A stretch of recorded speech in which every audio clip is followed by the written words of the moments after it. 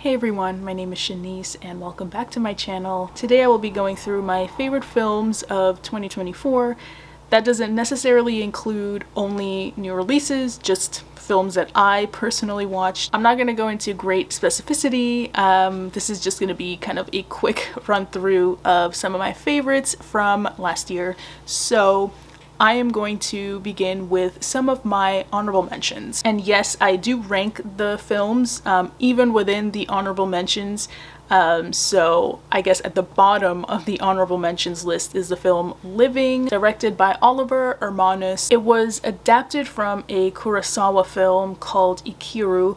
And it was actually, the screenplay was written by none other than Kazuo Ishiguro, who is one of my favorite writers. This makes a lot of sense why he was chosen to adapt the Kurosawa film. If you read The Remains of the Day or several of his other books, he really excels with lonely characters of a certain age. He knows how to explore that internal sense of disappointment and feeling unfulfilled with one's life. And so in this movie, Living, you have the amazing Bill Nighy playing the main character, who is a bureaucrat, has been doing it for decades, and is sort of stuck in a rut. He has a reputation of being very mean and very strict, and he wants new purpose in his life. I couldn't help myself but be moved by this. There's a scene on a swing that's very touching. So yeah, I was really moved by this movie. And then above Living on my honorable mentions list is Good Luck to You, Leo Grand. And this was directed by Sophie Hyde. It is a brazenly funny, also touching movie starring Emma Thompson. She plays a woman who was in a very unfulfilling marriage, and she wants to finally enjoy herself physically, shall we say. And so what sounds like it could be a cheaply made film, a cheaply written film, is actually very touching. And again, you know, shows us that it's never too late to live the life that we want to live. Above that film, in my honorable mentions list, is the film Lion, which starred Dev Patel, based on a true story of a child who is adopted by Australian parents, who grows up not really knowing much about his life until he starts researching about his life, and travels back to India to, you know, find out what really happened to him, and how he ended up as an Australian citizen now, living with an Australian family. You know, not a perfect film, but again, it's just these emotional movies, they do get to me sometimes. I do recognize, though, there were like some moments in here where Nicole Kidman's character was like dreaming of, you know, the little brown boy who was gonna save her life, and it was a bit of an eye roll moment. But that aside, it's kind of impossible not to feel something throughout watching this film, because you know it's based on a true story. Above that one on my honorable mentions list is Till. I watched this on the plane coming back to New Jersey from LA. What can I say? Beautiful performances. Again, very emotional. I think you can tell maybe I'm a sucker for these, you know, sweeping emotional tales. But I do recognize that for me, they don't quite make it to my favorite category, but they are still good. The Emmett Till story is nearly impossible to forget in our history. I thought it was an interesting choice to focus on Emmett Till's mother as the central character of this film. And it is great to have watched this also having read The Warmth of Other Suns. Part of it did explore how Emmett Till was one of those northern kids with parents who made the migration from the south to the north, and during the summers traveled back to the south. And I remember Isabel Wilkerson saying how much Emmett Till's mom regretted ever having sent Emmett back to the south for, you know, obvious reasons, but for also wider symbolic reasons too. So this was, you know, a great film. And at the top of my honorable mentions list is Renaissance, a film by Beyonce. I was there to watch it on IMAX. I don't care what anybody says. This was amazing. I wish I had more confidence to have been like the one young lady in my screening that got up and danced by herself the entire film. Everybody else was, you know, kind of embarrassed sitting in our seats, but she got up there. Maybe she looked crazy, maybe she looked dumb, but she was being herself and she was having a blast. So kudos to her. I aspire to be more like that. And also this film was incredible. Gave shout outs to the text, gave shout outs to the process, gave shout outs to the hard work and determination that it takes to become a person like Beyonce. She's just amazing. I love Beyonce. All right, now we have come to my favorite films list. Not the honorable mentions, but my favorite films. And I have 12 exactly on the list. At number 12 is Columbus, directed by Kogonada. This is about Jin, whose father was a renowned architectural critic and scholar. His father falls ill and dies, and so Jin is there to be with his father until his death, and then is still stranded in Columbus, Indiana, which is a town that is known for its architecture. And so while Jin is there, he springs up this friendship with a young girl with dreams of working in the architectural world. It's one of those just very indie, soft, talkative movies that is over before you know it. It's so soothing, it's philosophical, it's sparse in a way. It was a fantastic watch. And next up at number 11 is a film I haven't heard that many people talk about. It's called Emma, and it was directed by Pablo Larraín. He's a Chilean director. He directed Jackie. His other films I can't think of right now, but and Neruda, actually, which I loved. And I think recently El Conde, many others too, but as for this movie, this deals with a couple dealing with the aftermath of a very bad adoption. The woman in the couple is a dancer, and the man in the couple is much older than she is. And if I remember correctly, gosh, he's an artist of some kind too. Maybe I think a choreographer, and that's how they met. It explores power dynamics. It's also kind of a thriller. It's so weird and amazingly acted. It has Gael Garcia Bernal and also Mariana Di Girolamo, who is, I think, part Italian, in addition to being Argentinian. So I loved the atmosphere and how uninhibited the story was. And judge me all you want, but my number 10 is Top Gun Maverick. I hated the original Top Gun. Was not for me, very cheesy, blah blah blah, and I was just watching this to, you know, watch it and have my own opinion, not even thinking that I was going to enjoy it as much as I did. The story is what you would expect it to be, but it's just the grandeur of the technicality of it all. It's like you feel like you're really watching a movie, you know? It was fun, it was inspirational, it was just so well made. I thought Tom Cruise did a great job. People call him like one of the last movie stars. You go to a film with him and it's like, oh yeah, that's a movie star. And I do feel that too when I watch movies with him. So he still got it, and this was a blast. I loved every minute of it. Then at number 9 is a film called By the Grace of God, directed by Francois Ozon.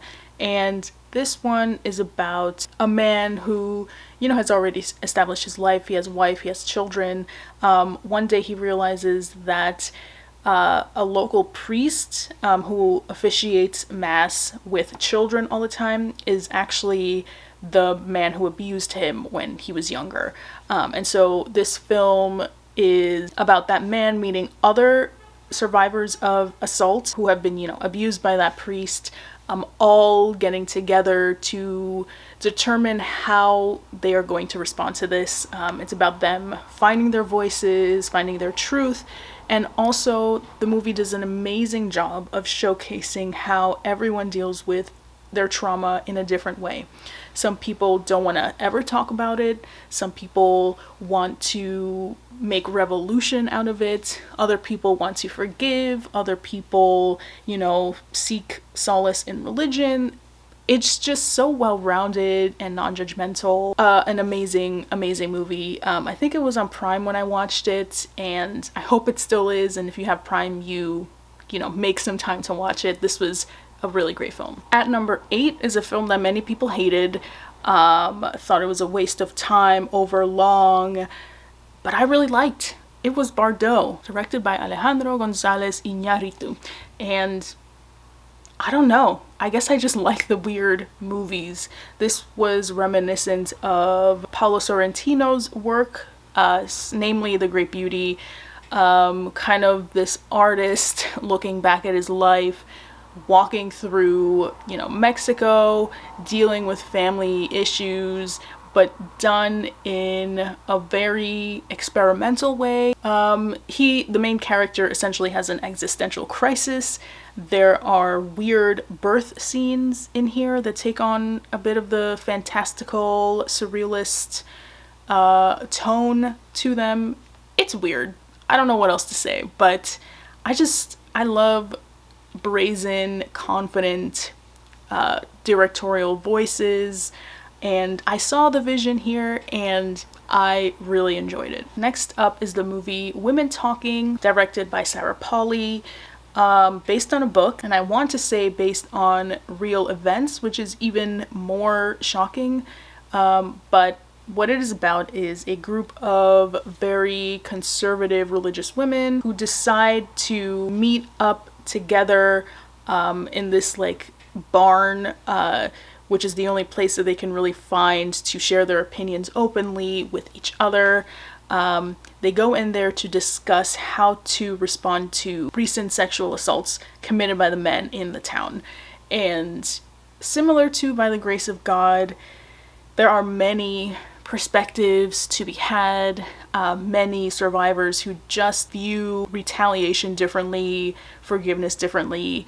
I guess I'm just fascinated by diverse opinions and movies that at least try to respect that everyone has a different point of view while not really agreeing with the more problematic ones, but not showing any bias. I just think it's such a skill to have as an artist when you're reflecting real life, or real life issues at least.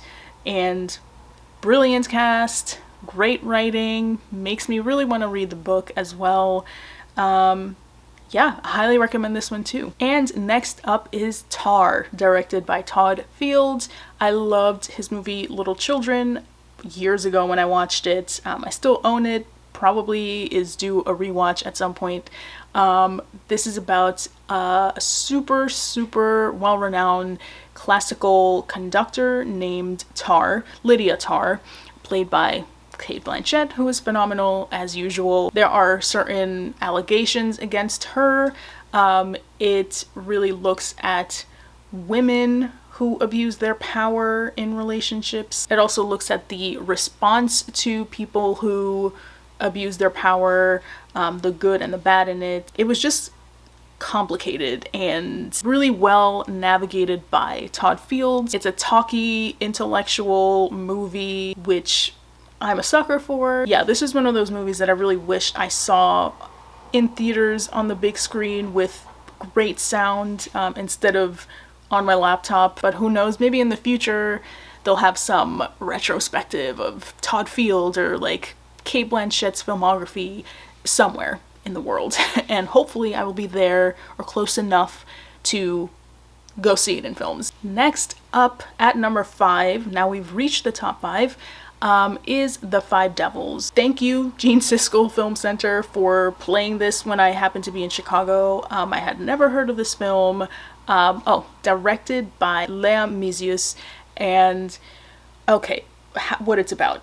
It is about a young mother who is a swimming instructor, or a swimming aerobics instructor, no matter. She lives with her daughter and often visits her father. Her daughter seems to have a very acute sense of smell. She collects smells. She concocts smells to mimic real world smells. It's almost like the novel Perfume, but better in my opinion. And so this young woman, played by one of my favorite actresses, Adele Exarchopoulos, her and her husband, they are not in a great place. And at first you just think it's maybe the love has run dry a little bit. But when her sister-in-law, so her husband's sister, visits, you start realizing something else is going on. And that sister that visits starts seeing these visions, or she starts acting very strange. And it all comes together in such a thrilling way. I was enraptured by this from beginning to end. The music is sensational. It was just so original. I have never seen anything like it. I needed to put it, near the top of my year's list. And if you have access to it, please watch it. I think I'm just gonna watch everything Adele Exarchopoulos is in. She's ridiculously good in everything. Next up at number 4 is Poor Things by Yorgos Lanthimos. A visionary. I loved The Lobster, I loved The Killing of a Sacred Deer, I loved The Favorite, didn't really love Dogtooth, but who cares if everything else is this good. And this was no exception, although it did take me a little bit to fully embrace it, because I read the book, really liked the book, went into the movie and thought, whoa, what is going on here? Are they sure they read the book? Because the movie, you just sort of have to submit yourself to the vision going on here. It's futuristic, but also antique in a way. The skies are always like moving. It almost looks like a Windows screensaver or something. It's very weird, but cool and uniquely designed. The costume design is impeccable. Emma Stone, to me, gave her the best performance of her career. She's amazing. Rami Youssef surprisingly has a passable English accent. Whoa. I thought it was a unique take to adapt part 1 of the source material and not part 2, because part 2 is from Bella Baxter's perspective. It's her life in her own words, and it's very short, whereas part 1 is told by Rami Youssef's character, Dr. McCandles. It's his biased male perspective on a woman's life. So I don't know, it's interesting. What does it say that the more interesting film was the part written by, the man, which may not even be the real version of Bella's life, but it's the more fiction-friendly version. It's just interesting. It had me thinking.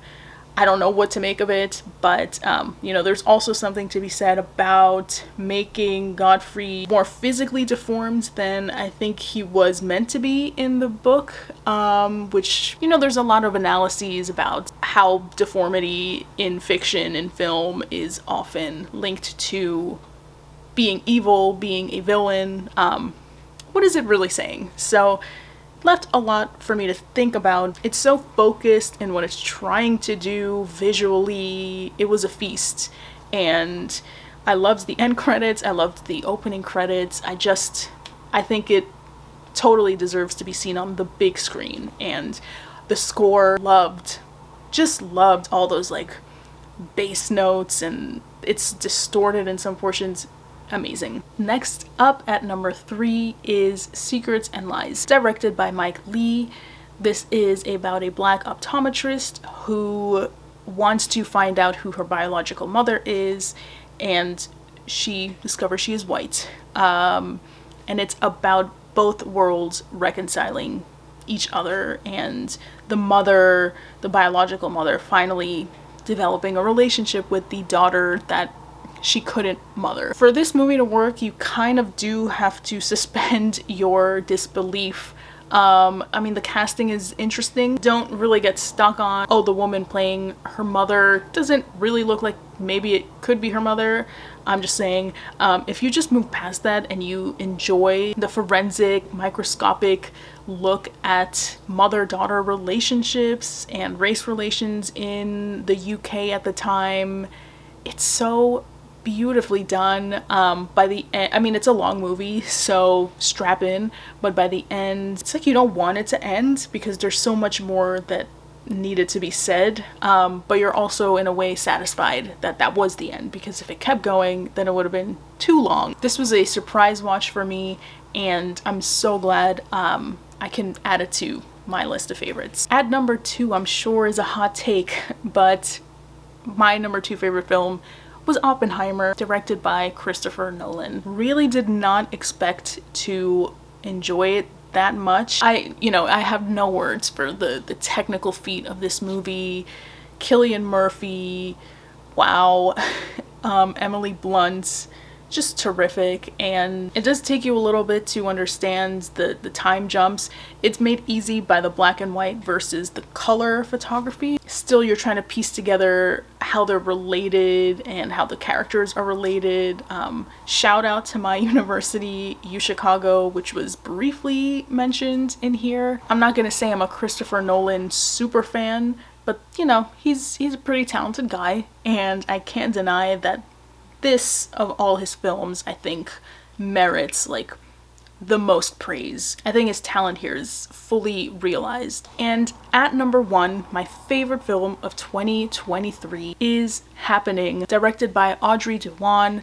This is about a young girl named Annie. She's a very, very smart student. She's very academic, has high grades, always overachieving, and she's facing an unwanted pregnancy in France in the 1960s. At that time in France, abortion was still illegal, and so you can just guess what this movie is about.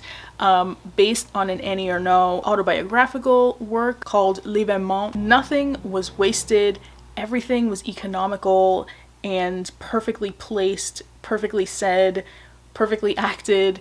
It was an exemplary film, 100 minutes only, but I think other films can only aspire to being this precise in such a short amount of time. It packs a punch, and it really makes you grateful for your condition if you live in a place that grants you your rights. And that is that. Those are my favorite films of 2023. I know this is more of a book channel, but I love films just as much as I love books. So hopefully you found something that you liked here. And let me know what your favorite film of last year was. Doesn't have to be a new release either. Can be just a film you happen upon. But yeah, let me know down below in the comments. Like and subscribe if you so choose to. And I will see you all next time. Bye.